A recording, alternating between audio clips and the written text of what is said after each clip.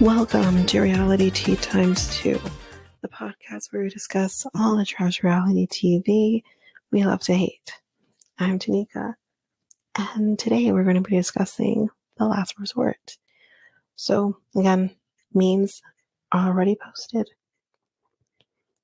so I'm not going to discuss them in the episode, but let's jump into the reason we're here. The Last Resort, Season 1, Episode 7, Last Life. So, again, blanket, trigger, warning, Ed, Liz, Angela. They are kind of mixed in with the group, so just a blanket warning for them. I am avoiding the therapy session with Angela, any alone time, obviously, with them, avoiding all of that. So, yeah, it's going to do it. So we see Jovi and Yara working out together. And he says, listen, I'm just looking at your boobs. Then we see Kalani Osvaldu. It's Oliver's birthday. So they're going to be having a little mini party for him in the room. He's 5 years old. So Molly and Kelly, they have not talked since the Karma Sutra. He wonders if he was just an opportunity for her and that he fell in love with an imaginary person, an imaginary relationship. Anyway, so this is where all the fun stuff starts. So the couples are going to be having like a party together. They're basically having like a row party. And how is it going to be with Kelly and Molly? Kelly tells, Jovi and Yara, I think, was just there at first, kind of what happened. Jovi feels, and I think actually Ed and Liz were there as well, so those two couples are there along with Kelly. And Jovi feels like she isn't trying. Yara says, why be here? Ed tells Kelly that, maybe you just need to move on. There's someone else out there for you. Kelly doesn't want to be there with her at all. So Kalani and Osvaldu, they come, and Osvaldu came with Kelly's robe. And Osvaldu's going to put it on for him. And Kelly's like, listen, this is the first, interactions I've had since being here. So put it on slow and be gentle with me.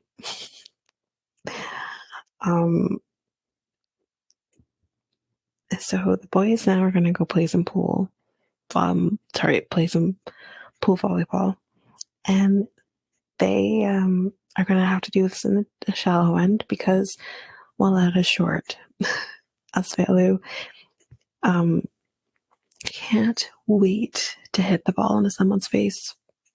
Now, Molly has shown up, and she says, oh, look, it's the Battle of the Bulge. That was funny. But Kelly really doesn't want her there. He's like, why are you here? Go back to your room. He doesn't want her there at all. Yara says, he says that he is really trying, telling this to Molly about Kelly. And Molly says, the Kelly I first met is not the Kelly I know now. So Molly says, listen, acts of service for me. That was an important thing for her. She says when she got her hysterectomy, which if we watched, what show was it when they did hysterectomy? 90 Day Diaries, I think. I believe that was a 90 Day Diaries. That's when we saw that she had her hysterectomy. And she says he didn't do anything for her. Now, I don't know exactly what she was expecting him to do because he was in New York. But she says he wouldn't even, buy her flowers or buy her a card or whatever. He would do something for her, right? Now, I do wonder if, although he said he was quote unquote understanding of her doing the hysterectomy, we do know that Kelly wanted to have kids and he wanted to have kids with her. She did not want to have kids. And that seemed to be contentious issue between them. And it was kind of at that point that I'm like, okay, if he wants kids and you don't, then that is a fundamental difference. And I don't know why then he's with somebody who doesn't want to have kids or is at a point in their life, like, she's only a few years older than him. Like, I think he's like 41, 42, and she's like 44, 45. They're not that far apart in age. So if that is the case and he wants kids, then he should probably be with somebody who can give him kids, or better yet, wants to have kids with him, or wants to have kids in general. You're not going to get that from Molly, though. So that is interesting for me. I always thought that was interesting. And now here we see it coming back again. Anyway, she said, like, him not making an effort made her feel bad. So, yeah. The only thing that I'm going to mention about the session that we had, that we saw in the episode, is Michael's mom passed away. I was very shocked to hear that. I did not know that. I feel horrible for him because we didn't meet her on the show. And my condolences out to Michael on that.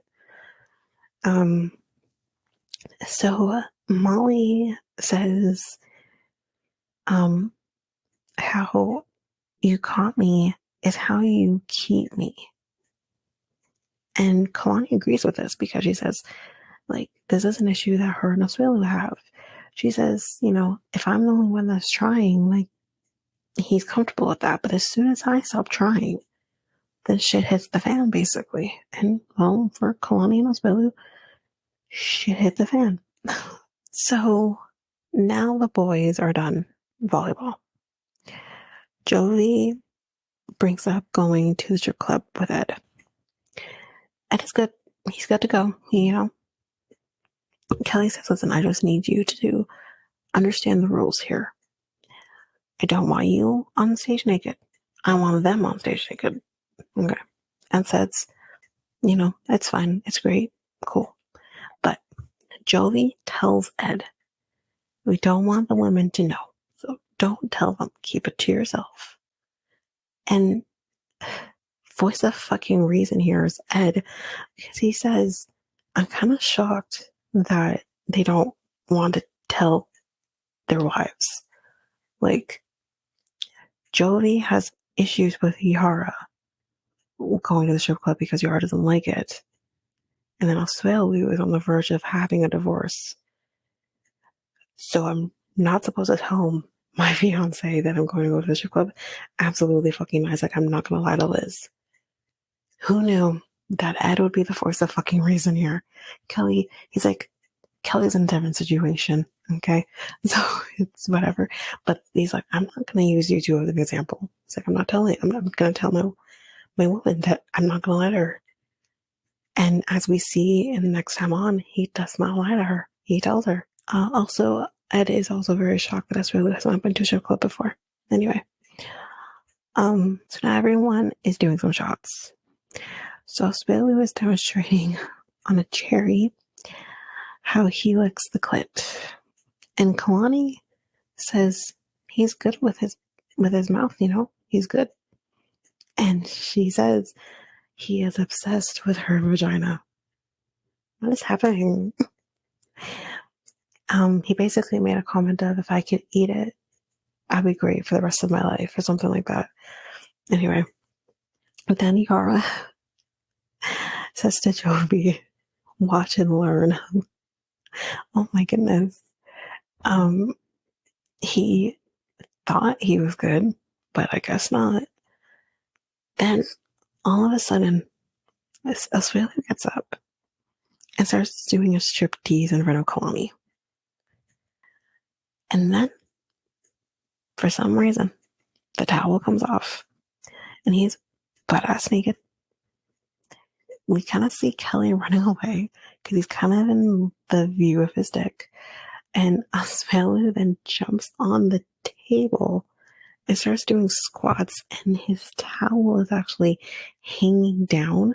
So every time he does a squat, it's hitting the fire that's on the table. So someone actually yells he's gonna make his dick go on fire.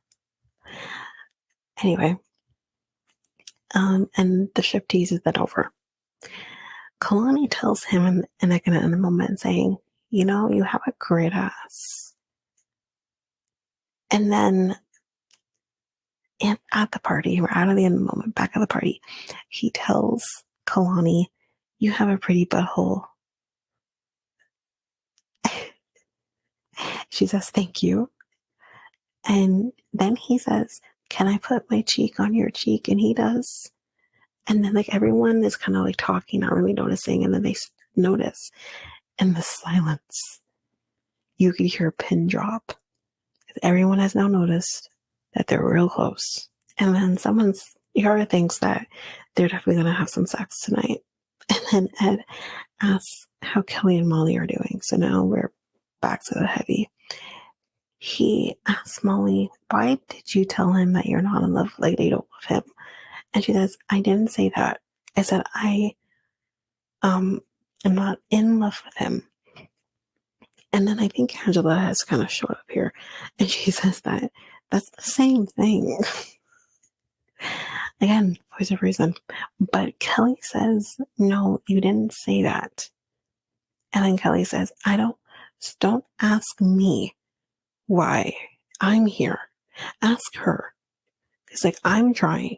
She's not. Stop asking me shit. Start asking her stuff. Like, come on. Molly then gets up and she kind of walks away, but she does come back. But before she does, Kelly says, when we first got here, he's like, listen, when we first got here, okay, everyone with their issues sat with their partner. But did she? No. Then Kalani and Osweiler leave because they say, listen, we're too drunk and this is too much. So they left. Kelly says that he's done. The relationship's done. I can't do this anymore. And Yara says, I feel like he is trying, and I don't see that from her. Jovi says, but you are, or Jovi says to Molly, because I think Kelly has now left. So now it's just Molly, Kelly, Yara. I'm not even sure if Angela stuck around. I think she did, but I can't remember. And Jovi says, but you are hurting him when you say things like you don't love him. And he's at like he's worked a hard career and now he just wants to relax. And I understand that. But I also understand from Molly's perspective of how long do you relax for then? Like, is this you want to relax because you've worked a hard job and you just want to chill out for a little bit? Or is this more depression? Which then you need to be proactive about. Because I know, and I don't know. I don't know. And yeah, but there's also no understanding on her part on the job he's been doing for most of his life. She has no sympathy for him, but she says, I get that, but I'm a single mother. I'm a business owner. What can you do for me so that I can relax with you? 100% I get that. You're home. You're not doing anything. And Yara says this actually a little later. It is a turnoff to have a man just sitting around at home, not doing anything and not having the motivation to do something, especially when you don't work. It wouldn't turn me on. But like, what the fuck? Like, it's one thing if you are a hardworking man and you work, 40 hours a week or whatever, and you relax on your days off. And the thing is like, there's a fine line, right? I stress to my boyfriend all the time, you need to listen to your body, because there were times he wouldn't and he would burn out. Listen to your body. You need to know when you need to take breaks. You need to give yourself that. You need to be able to recoup. And he does better. He definitely does a little better. And he takes those days to recoup and get back to the work life when work comes back up again in the week. And he does that. It's important. You have to do that. So that's one thing. But when you don't even have their job and you're just sitting around, not doing anything, dishes are piling up, laundry is piling up, vacuum could come out and start vacuuming the floors. Folding needs to be done. Cooking could be done. Grass could be cut. All of those things. You're not doing a single fucking thing and you don't have a job. That would piss me off too. And that is what Molly says. Like, he isn't doing anything. Which then doesn't make me wet. Like, you know what I mean? So, yeah. Ed says he has worked his whole life. And Molly says, he hasn't worked his whole life, Ed. No, he hasn't. She said, like, he's 42 years old. He hasn't worked his whole life. That's for sure. He has not worked his whole life. He's even retired sooner than I think most cops do. Or I'm not sure if he's a cop or detective or what. He has definitely worked. He's retired sooner than that. 100%. But depending on when he started, he probably started in his early to mid 20s. He's probably worked about 20 years or so. And usually they go to about 50, maybe even 55, depending. And that's, that's a life, especially as a cop. That is a fucking life. But it doesn't stop there. The buck doesn't stop there. 9 times out of 10, especially detectives, will come out of that and say, I'm going to become a PI or I'm going to consult or whatever. They figure something out so that they don't, fall into a depression or not do something. So I do agree with her that he needs to be able to do something and he's not. So I see both sides of this. I really do. She sold me on it. But Yara says, listen, stop it, guys, stop. Because, as I said before, it is not sexy to see a man at home doing nothing. No ambition. And we also find out here, because Jovi says, is he financially contributing to the relationship? And Molly says, no, he isn't. And Jovi says, okay. He's like, I'm happy that I have this conversation with you because I didn't know all these things. I wasn't seeing it from your point of view, but now I'm understanding. So we'll see. But that is the end of The Last Resort. Again, guys, thank you for being so patient with me on this. But we're going back to technically into a new week now. Kind of back on schedule a little bit here. So, but yeah, you'll get your Love Is Blind hopefully on time and all of that. So we're doing good. We're doing good on time. So thank you again. But that is it for The Last Resort for this week. So if you like what you heard, please share Reality Tea ×2 with everyone in your life. That's going to help with our growth. And we really want to grow this podcast. Another way you can grow it is by also rating and reviewing us on either Apple Podcasts or Spotify. The links to those podcasts, links to the Spotify and Apple Podcasts, will be in the show notes. You can find us on any of your favorite podcast apps, but if there is an app that you don't see us on, that you want to see us on, please let me know and I can get that up on that podcast app. If you are an avid YouTube user, you can listen to this podcast on YouTube by going to Reality Tea ×2. If you want to connect with us, you can do so by connecting with us on either Facebook at Reality Tea ×2 or Instagram and Threads at Reality Tea ×2 podcast. You can also email us. We would love to hear from you. Also, if you want to guest on the podcast at some point, whether we talk about your favorite show or just get to know each other, you can email us at realitytea ×2@hotmail.com and you can make that request and we can talk and we can figure that out. So you can email us at that email. We have a new website where you can get links to everything. You can get links to our Facebook page, Instagram page, Threads, Spotify, Apple Podcasts, everything your heart's desire, as well as we do now have a Discord. You can follow us and talk to us on the Discord app. You can get all of that information at the website, and the website is www.solo.to/reality times 2. I also have a new podcast with my friend Mikkel called Next Take Podcast, and you can either listen to us at YouTube at the link that's going to be in the show notes. I believe that is Next Take Podcast. And you can also go to our website. There you can have all the links to all of our social medias, email, everything.